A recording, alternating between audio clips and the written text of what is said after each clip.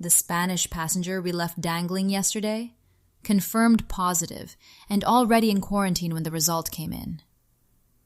If you're catching up, the MV Hondius outbreak started as a cruise ship cluster of Andes strain Hantavirus, and it's widened into contact tracing across at least a dozen countries.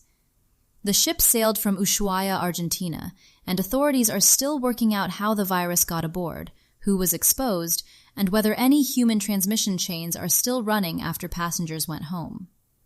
This is Hantavirus Watch. Today, a confirmed case in Spain, Ushuaia flat out denying it's ground zero, and what follows from both. Where did this actually start, and what does Spain do now? We'll keep tracking MV Hondius Andes virus outbreak.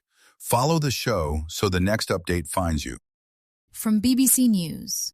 But in recent days, it has been grappling with a different kind of fame, one that has cast a shadow over local businesses and officials.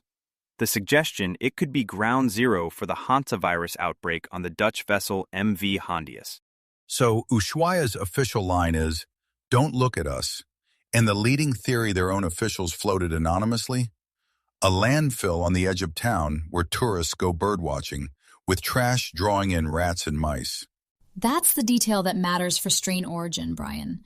A landfill rodent exposure points toward a classic environmental route for hantavirus, the reservoir route for Sin Nombre or Andes, rather than the person-to-person Andes scenario everyone's been bracing for.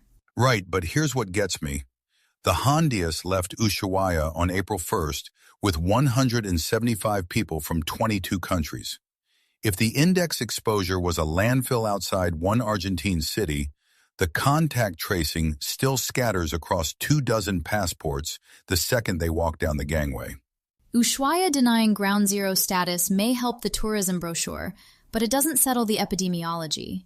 Who assessed the exposure site and on what timeline? Anonymous officials naming a landfill gives you a hypothesis. It doesn't confirm the source. Jennifer Lagrasa, writing in CBC News. A Spanish national in quarantine in a Madrid military hospital, who was among those evacuated from a cruise ship earlier this month, has tested positive for hantavirus, Spain's health ministry said Monday. It is the second positive case among the 14 Spanish nationals who were evacuated to the Spanish island of Tenerife from the luxury liner MV Hondius. Spain's health ministry has now confirmed a second positive among the 14 evacuees taken to Tenerife, a Spanish national who was already in quarantine at a Madrid military hospital. After the confirmation, the patient was moved to an isolation unit at Gómez Ulla. Second one. So while Ushuaia is out there denying it's ground zero, Spain's now dealing with confirmed positives in quarantine. The line that matters from the ministry is this. Detection inside an existing quarantine does not modify the risk situation for the general population, which is technically true when you're only finding positives among people you've already walled off. Right. Risk unchanged because they caught it behind the wall. That's the whole game. The ship was never the perimeter. The cluster walked off into 23 countries, and now Spain has logged 2. And just to place this on the timeline, we've gone from a shipboard cluster reported to WHO on May 2nd to quarantined evacuees turning positive in Spain. The model is working the way it's supposed to. Now we watch what the testing window keeps surfacing. Mayo Clinic writes. Specific treatment options for hantavirus pulmonary syndrome are limited, but the outlook improves with early recognition, quick hospital care, and support for breathing.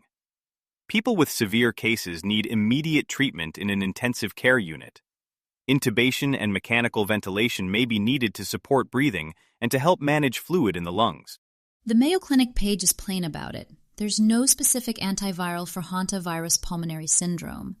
Diagnosis means symptoms plus blood work confirming exposure, and treatment tops out at ventilation and, in severe cases, ECMO.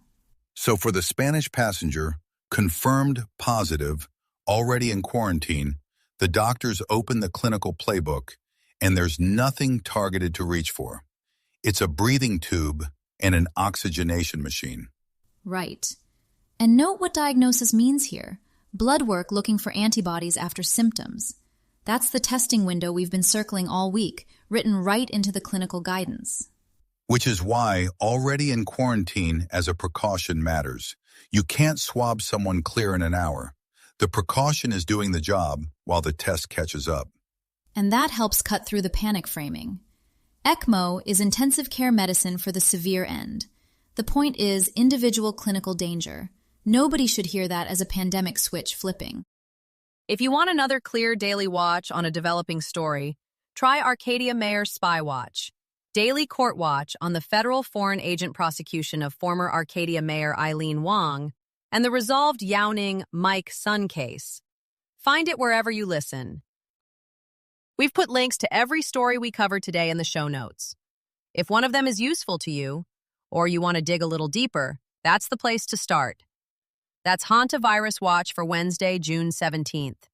This is a Lantern podcast.